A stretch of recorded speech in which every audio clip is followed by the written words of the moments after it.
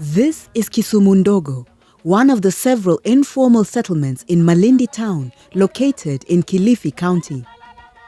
We are squatters here. We have almost around 25,000 people. Kisumu Ndogo is an ideal example of an unplanned peri-urban settlement where land tenure issues deprive residents the right to basic services. In 2010, MAWASCO, Malindi Water Supplies and Sanitation Company, conducted a needs assessment in such settlements in Malindi, and Kisumu Ndogo topped the list of most needful informal settlement. As a company, we felt no, we need to serve everybody, be they poor, be they rich, be they middle, and we can only do this by doing pipelines ourselves, not relying on the middle or the rich people to do the pipelines. Located 120 kilometers north of Mombasa, once a town of a few thousands in the 14th century, Malindi has grown and now is a home to more than 500,000 people. Most residents here were largely attracted to Malindi because of the tourism industry. Like in such places in Africa, residents here are faced with endemic water and sanitation crisis that hampers economic growth, educational access and life opportunities. Familia ambayo pengine ina watu kama 7, 8, huwa hiyo inatumia mitungi zaidi ya 10. We are not supplying 100% of our customers in Malindi, but again we have enough water. Our distribution line from the main line from Baricho to Malindi is not actually fully utilized. As the institution in charge of infrastructure development, Coast Water Services Board was informed of the high demand for water here, and in turn, the board sought financial assistance from the World Bank. As a small company, the issue of finances is a big challenge to us. And without finances, you cannot aim your goal to give services to the people of Malindi. The customer base or the demand as per the population is supposed to serve at least 490,000 people. And we are doing around 250,000. When Malindi came up with those proposals that we want to improve the services within our informal settlements, we said, yes, just go ahead, give us what you want us to do so that we can be able now to seek for funds. The project involves 2 components. The first one is the technical part, which comprises of pipe laying, making provisions for communal yard taps, and the construction of additional office space and a sanitation block at Malindi HGM Primary School. We were able to check which areas need to be reticulated with the big size and the small size. So in the big size, we're going to do about 6 inch. That's the largest we have in the area because it's an informal settlement and mainly it's just to bring the water in. Then we are tapering down to 4 to 2 inch. Then for the connections, we're going to do 3/4, even ½ inch to reach the people. On the social component, the project is involved in hygiene promotion, community mobilization and sensitization. The HIV/AIDS concern is also incorporated in the water project. My toilets were renovated, then washing taps were put in place. My children were sensitized of the hand washing. The smooth running and success of this project entirely relies on the participation of these volunteers who are normally involved in various development activities in this settlement. Malindi Water would not actually work with each and every community, but they needed a representation. And this representation is what was formed as a task team that brings together village elders, women, the youth, the disabled persons to represent the interest of each and every section of the community. Kusema sisi tu watu wa vijijini kujua kuchunguza kuna mambo gani yanavyoendelea. Halafu kama tumeona kitu kibaya tunapeleka ripoti kwa chief wetu. Mtu amezaa, ni lazima tunapeleka ripoti kwamba huyu leo amezalia nyumbani, hakuzaa kwenye hospitali. Kingine watu wamekosana, tunaweza kuja tukakadilisha na tukasawazisha. Okay, my name is Rachel Riziki Karisa. In the project, I am one of the project task team members, and I'm representing persons with special needs. In addition to using representatives and leaders to convey messages, various ways and means are also used to reach out to the majority. Shirika linalosimamia huduma za maji hapa Malindi, yani MAWASCO. This is an announcement of a meeting planned for the following day. This is the right time to convey the message, as most of them are already at home or heading there. Kumbuka wawakilishi wa wafadhili wetu World Bank watakuwa mahali pale.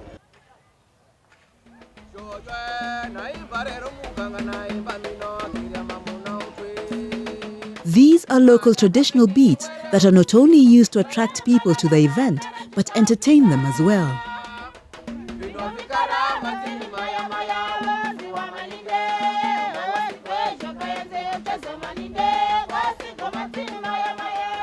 The youths are not left out either, as some of the artists in the neighborhood are involved. Huku masokoni pia huku unafaa kuwekwa usafi bwana. Kama hiyo miradi pia inaweza kuingia kama hivyo, manake mashule kule kumejengwa pio. Just like their parents who sing about the progress of the water, this group of artists entertain residents with educative plays on water and sanitation issues. Mitaro matakataka, yani paka customers wakija pale wanatoroka, badala kununua bidhaa wanaenda zao kusema kwa nuka kuchafu. During this particular forum, presentations were made. The residents interacted with various stakeholders of the project. They too had an opportunity to seek clarification or ask questions. Na katika malengo pia tunafanya Millennium Development Goals ambayo inasema tupate maji safi na mazingira safi. Pia naona hapo mmoja mmetimiza. Yangu ni shukrani tu kwa MAWASCO, asanteni. Tunaomba kabisa mwananchi uweze kwenda uwe mlinzi wa mradi ule, kwa sababu ninaamini ya kwamba ukiona mtu anakata mfereji, ninajua pale ambapo unaweza kupeana ripoti.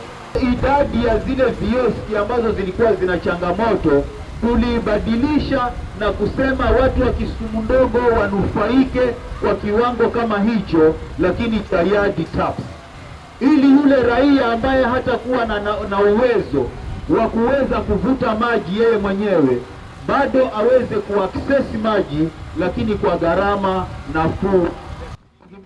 The benefit of yard taps is that the communities around, or the population around that site, will actually sit down and select their own people to manage, to safeguard, and to take care of that yard tap on their behalf. And so, if it fails, it is the people around there who have failed. If it is vandalized, it is them who will know who has vandalized. MAWASCO officials have had opportunities to participate in exchange visits in the country where similar water and sanitation projects are already in progress. As of now, for the water component, we can say we are about 85%, because we are remaining with the individual connections to do than the yard taps. Although chances of the project to succeed are high, notable issues are likely to drag the 102 million shilling Water and Sanitation Services Improvement Project into the second year. Meant to create more office space at MAWASCO, this is an extension that has stalled. Pupils at this school are yet to use the eco-toilet facility. We had what we call the EcoSan toilet system, but the community was not really comfortable with that system. Midway, the contractor had to abandon its construction because the project's concept of handling human waste is not compatible with Islamic faithful. Muslims constitute about half of the population here. We have toilets for the teachers and also 24 new block toilets for our students in the school, which are yet to be constructed. And then also we have a common sewerage treatment system within the school. Having adequate ablution blocks in this school means that few girls will have sanitation as the main reason for not attending classes. The link between sanitation and girl-child education is quite clear, as explained by the head teacher. Girls not attending school because of their menses. And therefore, if we have proper sanitation and there is privacy, this girl child can go to the toilet. Nobody knows what she's doing in the toilet. That will make them be able to come to school and not miss school in any particular day.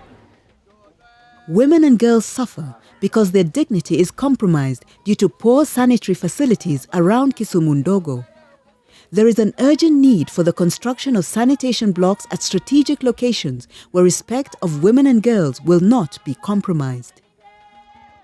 Kisumu Ndogo harbors also drug users. This is a group that can easily vandalize the facilities to go sell, get money to satisfy their need for drugs. Hasa fadhali midarati mingine, lakini koke ulevi ni ulevi, lakini hii midarati ya unga ni mbaya zaidi sana, inadhuru watoto sana.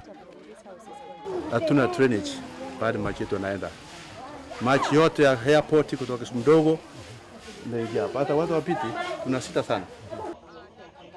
Out of this project, we've been able to get the county government supporting us, and they've given us some land at some point where we can do sludge drying beds, so that when we do septic tanks, people can have a proper way of disposing these waste. It is nice. It is good. Because we have really suffered the time when we had no water totally, or we had only one pipe that was supplying water to Kisumu Ndogo. And right now, we are realizing that we can have water now 24/7. Niliambiwa kama hiyo mpango umekuwa tayari. Kwanza hapo pahali nikaambiwa hapo kuna malipo. As task team members move around Kisumu Ndogo, urging its residents to apply for water services, Malindi Water and Sewerage Company is preparing for similar projects to be undertaken in Kijiwetanga, Kibokoni and Muyeye settlements. Utaweza kulipa maji wewe? Sasa hiyo si toko pengine ile bei nani ambaye anajua unaweza kununua kitu ambacho bei yake. Despite challenges, the company is committed to ensuring that all of its clients, including those living in Kisumu Ndogo, receive quality water regularly and efficiently. Uchenda Kisumu Ndogo undo na wasipu bempate kumanya mumanya inatengesa jeri wenye ino wasipu ejo kanze mucheso malinge kosi goma zima ya uchenda Kisumu Ndogo.